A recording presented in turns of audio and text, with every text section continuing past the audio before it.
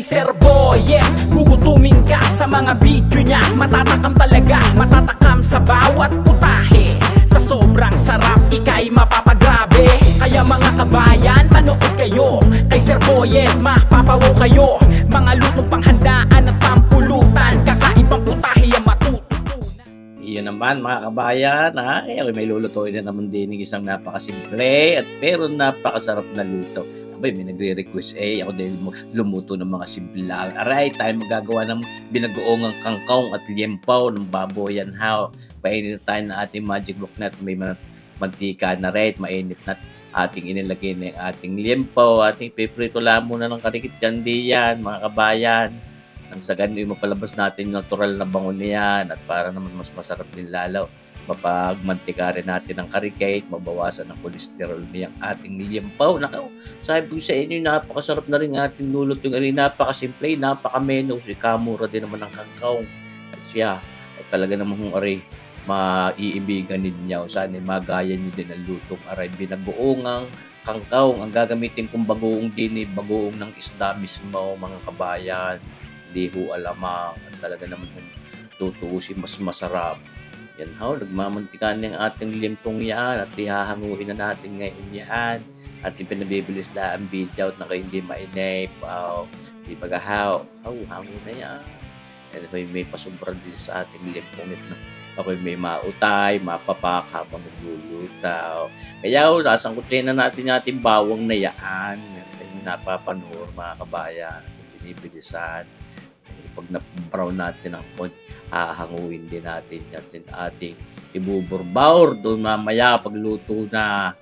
Patitigisin lang natin yung mantika din sa ating paper towel at itaw.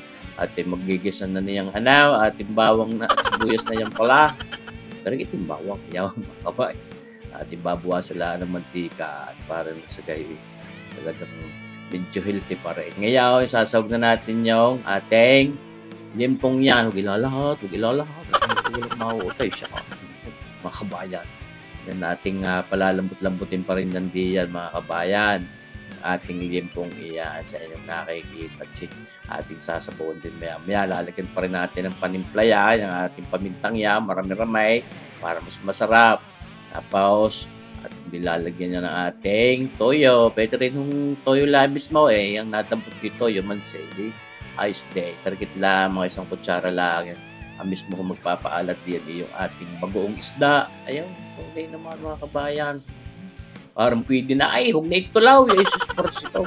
Itaw, hindi pwede mawala. Aba naman, ang ating paboritong oyster sauce, mamasitas oyster sauce na yan. Mga isang kutsara din lang yan.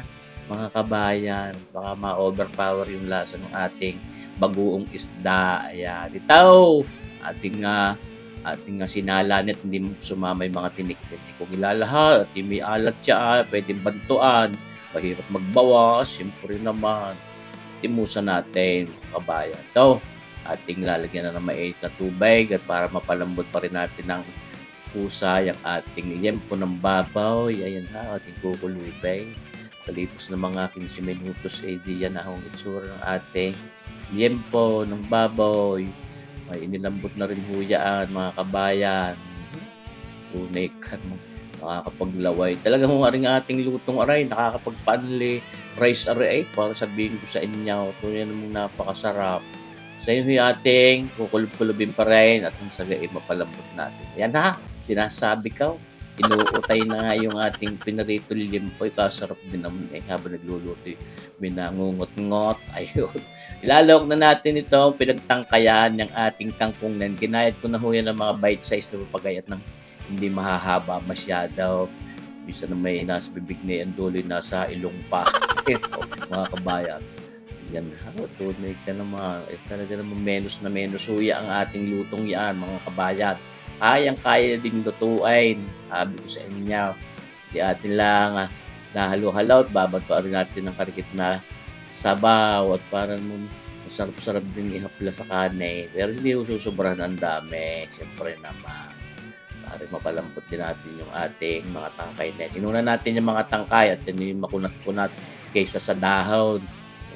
Kaya pinaghiwalay din natin. Kung gusto naman yung sabay na, pwede rin naman. Ayan, at ilalagyan ng karikit na Nilagyan natin ng karikit na red cane vinegar. Medyo napabilis lang ang video. Nilagyan din natin mga kulang-kulang isang kutsarita, asukal na pulang putla ay nadyanhaw nung paang natin yung suka ay ating hahaluin ng papagayaan. Huwag papagayaan, papagayaan dapat mga kabayan. Huwag magayaan. Or pwede na, huwag na ilaw ang dahon. Oh, susmat si Pao, tawaran niya, itaw, ang dahon. Aba naman, baka makatampaw. Naging kasama yung si Dahaw ng kangkong. Yan, mga kabayan. Birthday! Simbar din ang utakaw. Tunay naman. Panalo itong ating binagoongang kangkong at liempo. Sarap naman yan, mga kabayan. Pag hindi kayo napaanliris diyan, ay ayawang ko naman. Malapit na sa katotohanan, luto na yung halos, papatay na natin ang apoy. Ayaw, talaga naman baka malubnog yung ating dahon. At dyan hakadlokablain na lang natin ang papagayaan yan. Tunay namang napakasarap yan. Timusin nga yun. Lasa noong mga limpang yun, umapalaw na may bagoong ng isda. Sarap naman. Sus, marsipaw tawarin. Shout out sa inyong lahat ng mga subscribers, followers natin, mga kabayan. Hindi ko na sasabihin na inyong mga pangalan. Basta shout out sa inyo. Siyempre naman, maraming kaya tumigil yung pag-shout out. Yung mga nagtatampo yung iba, sa dami naman, hindi ko na maintindihan kung sino uunahin ko. Kaya sa inyong lahat ay shout out mga kabayan. Ayun na, luto ng ating adobong kangkong alimpao. Ilalagay na natin dito sa ating mangkok na aray. Nang mapahaplas na yun sa hapag ng lantakan. Tunay ng mga kabayan. Pero hindi ko na ipapakita din yung aking paglantak at tunay namang nung lutuin ko kung tutuusin ako busog-busog pa. Paano naman nakapagtanghalian ng goto. Ay tanghali na alas 10:30. Tapos ako nagluto na rin.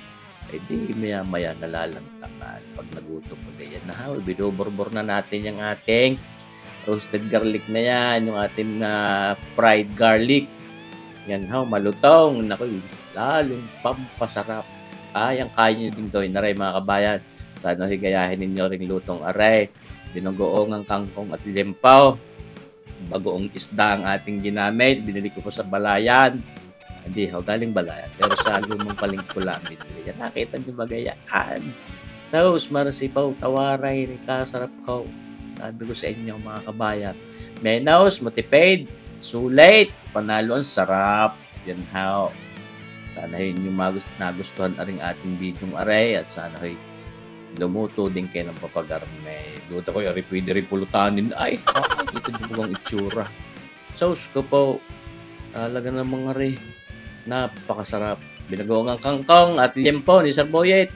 Maraming salamat sa panunood mga kabayan. Mabuhay tayo. God bless.